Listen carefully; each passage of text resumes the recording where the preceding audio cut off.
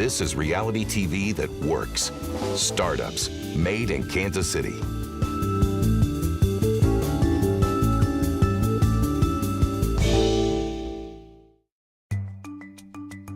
I'm Jeff Tidball, and you're at River Key Creative. We're a design firm in Kansas City. We do video production and animation and interactive and all kinds of stuff that combines all three of them. And I wanted to introduce you first of all to our sales gong. Anybody on our sales force who sells something gets to come up and ring the gong when the deal is done. This was all of 20 bucks. I think we got this on eBay. What does River Key Creative do? We can sum it up in probably 3 or 4 words, and that is we make stuff that's cool. Somebody comes up and says, wow, that's cool, that's different, I've never seen that. But also that takes somebody's brand or somebody's product or somebody's something, widget, whatever it is, and helps it stand out. About half of our animation work comes from pro sports teams. We do in-stadium displays, and so Brian is working on stuff for the upcoming Major League Baseball season. The Braves are a client, have been for a long time, so the stuff that you're seeing here is stuff that will be on their main board, on their LED boards, and just all around their stadium when baseball starts up in Atlanta. Naturally, all the teams need all their stuff at the same time, so all the clients have exactly the same deadline, and it's very good times here in late March. Lots of the couches getting slept on overnight. So once you do great work for one team, the rest of the league hears about it. All of the people who do business in game day entertainment move from team to team. They've got the same trade associations, so they see great work for one team. They want to find out who did it and get that stuff in their stadium as well. In the sports and entertainment space that we compete in for graphics and motion graphics and things like that, one of our biggest competitors and what we find ourselves actually even competing is with some companies inside of LA and New York. And one of the things that we've actually found out, which is really cool, is that pound for pound our quality is exactly the same, but we can be a little more competitive on our price because we have better cost of living. You know, somebody can come down here and live better, and we don't have to pay that as high as salaries as they do. So we end up, usually winning jobs inside of that, inside of pitches like that we do because of that, and that's been a real key factor in being able to close some big clients around the United States. One of the things that we do for for a lot of our pro sports clients is we put in interactive games inside the stadium, and that's a space where we have very little, if any, competition at all. One of our new initiatives is to do generic versions of all of those games that can be put inside colleges, can be put inside minor league stadiums. They don't have as big of budgets, but we're doing this big league interactive initiative so that they can self-customize those software packages, get them with a smaller investment, but still have an interactive, say, Twitter client that they can put on their big board, have a Family Feud style game that they can run during halftime and that kind of thing. So that's the website that we've been trying to get up this week. In today's marketplace, there are thousands of ways to make a product stand out, but you're always looking for the newest, most innovative way to make your product stand out. And whether that be a video or a touchscreen or an app or any sort of medium that you can think of that will take and make that product stand out and leave somebody with the impression either that was cool or wow, I didn't know that, or I'd like to try that product. That's pretty much in a nutshell what we do and what we try to aim to do when we're finished with the project. If we've hit our mark and we've done what we said we're going to do for the client's going to walk away and say, I didn't think we could do that, but we did. One of the things that is important in a service-based business is your team, right? You rely on that sort of team.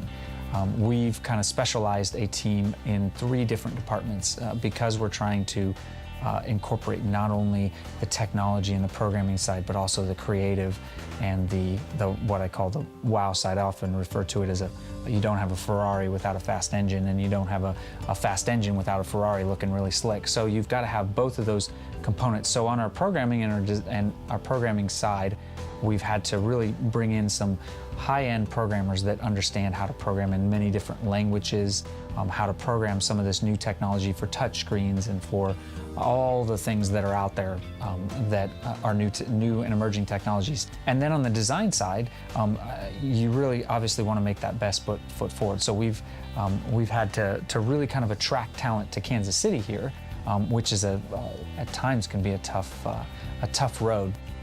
So let me introduce you to our director of animation.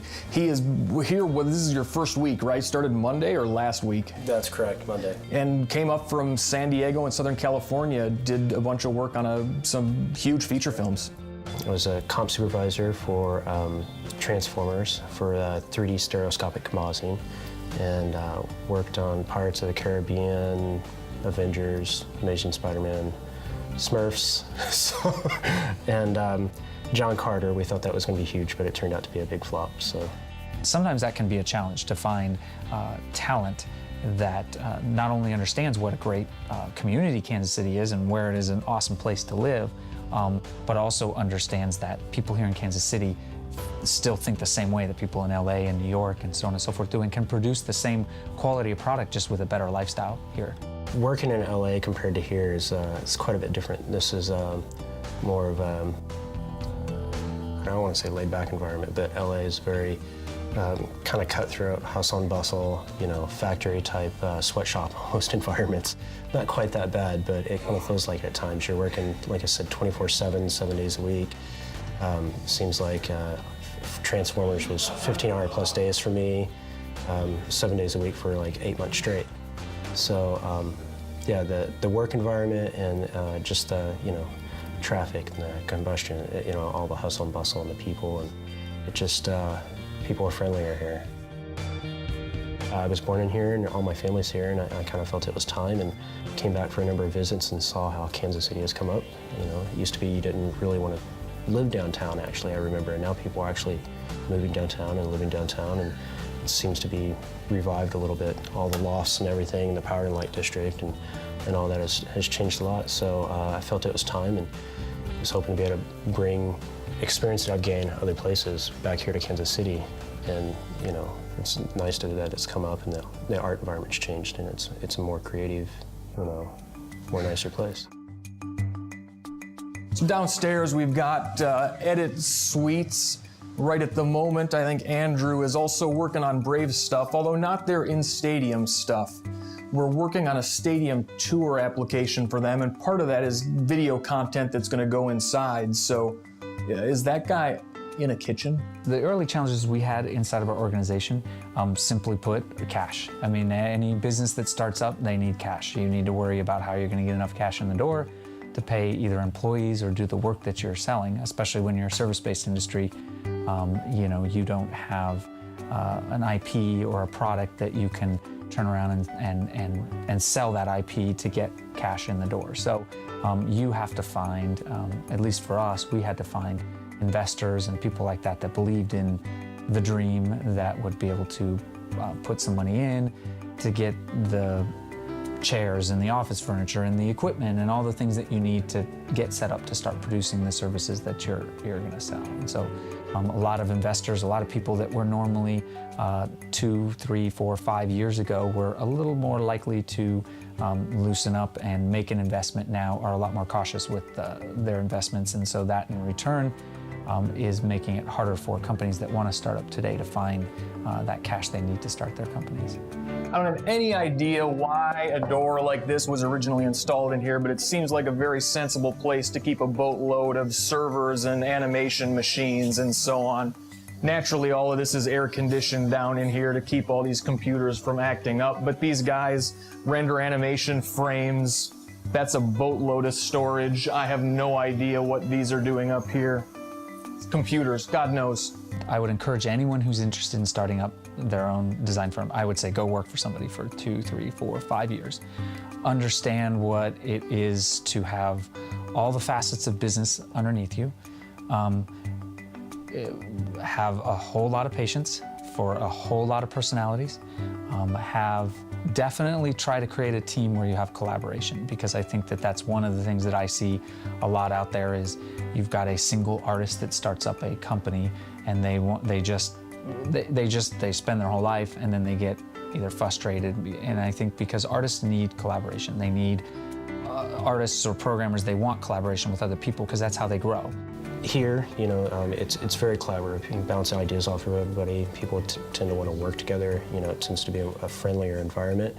Whereas in LA, you really have to break a barrier to get to that point to where you can make those decisions, and it's not as open to be a conducive creative environment. You know, one of the things that I had wished that I had more knowledge and practice and skill and things like that when I started up, but it's just something that you learn along the way. The School of Hard Knocks is business. Anybody that is starting up a business, that's what you're doing. You're starting up a business. So books or advice or mentors or anything like that that you can gravitate towards that would be able to help you lessen the blow of some of the things that you will learn in the School of Hard Knocks. So that's another successful day at River Key Creative. A co-production of KCPT and Outpost Worldwide, at home in Kansas City. Production, post, content.